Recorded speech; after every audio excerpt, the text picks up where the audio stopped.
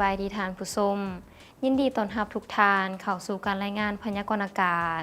ที่ห้องข่าวกรมอุตุนิยมและอุทกศาสตร์กรมอุตุนิยมและอุทกศาสตร์ออกแจ้งเตือนสภาพฝนตกหนักน้ำท่วมและดินเจือนในระหว่างวันที่1ถึงวันที่3กรกฎาคม2025ห้องความกดอากาศต่ำของอากาศร้อนหรือว่าห้องฝน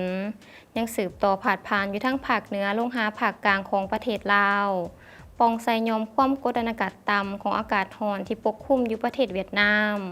สมทบกับลมมรสุมตะวันตกเฉียงใต้ที่มีกำลังแห้งเพิ่มขึ้นซึ่งเจนให้มีฝนตกในระดับคอยหาปานกลางอยู่ทั่วไปและจะตกหนักหาตกหนักหลายอยู่ทั้งแขวงภาคเหนือบางท้องถิ่นทั้งภาคกลางและภาคใต้ในระยะวันที่1ถึงวันที่3กรกฎาคม2025นี้เส้นที่แขวงผงซาลีหัวพันเสียงขวางอุดมไส้บ่อแก้วหลวงน้ำท่าหลวงผาบางไสยบุรีนครหลวงเวียงจันทน์แขวงเวียงจันทน์ไสสมบูรณ์บริคำไซคำมวนสารวันเซกองและอัตตปือดังนั้นจึงแจ้งเตือนถึงประชาชนบรรดาเผ่าองค์การปกครองท้องถิ่นและองค์การจัดตั้งทุกภาคส่วนจงมีสติและระวังเตรียมพร้อมรับมือต่อกับสภาพฝนตกติดต่อกันหลายวันที่อาจจะเหตุให้เกิดมีดินเจือนน้ำท่วมสูงและน้ำท่วมยืงที่อาจจะส่งผลเสียหายแก่ชีวิตและทรัพย์สิน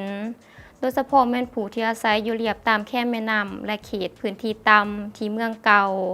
และสำหรับผู้ที่จะเดินทางไปผ่านเขตผู้สูงต้องได้ตรวจสอบสภาพอากาศถนนหนทางและสภาพยานพาหนะก่อนออกเดินทางพร้อมนี้ขอให้ติดตามข่าวสารการพยากรณ์อากาศจากกรมอุตุนิยมและอุทกศาสตร์อย่างเป็นประจำต่อไปเรามาติดตามเบิ่งสภาพอากาศอยู่ในแต่ละภาคนำกันเลยภาคเหนือด้านตะวันออกจะมีฝนตกในระดับคอยหาปานกลางและจะตกหนักหาตกหนักหลายอยู่บางท้องถิ่นพร้อมมีลมพัดแรงเป็นบางโอกาสเนื้อที่การปกคลุมของฝนเท่ากับ70ส่วนร้อยของภาคอุณหภูมิอยู่ในระหว่าง18ถึง28องศา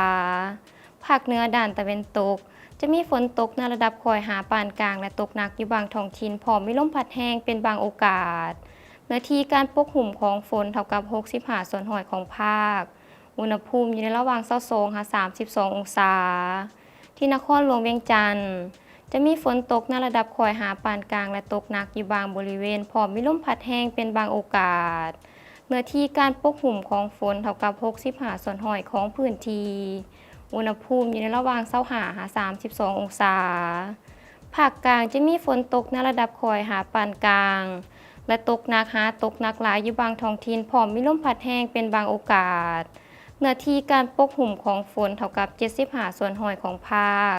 อุณหภูมิอยู่ในระหว่าง23ถึง32องศาสำหรับแขวงไสสมบูรณ์จะมีฝนตกในระดับคอยหาปานกลางและจะตกหนักหาตกหนักหลายอยู่บางบริเวณพร้อมมีลมพัดแรงเป็นบางโอกาส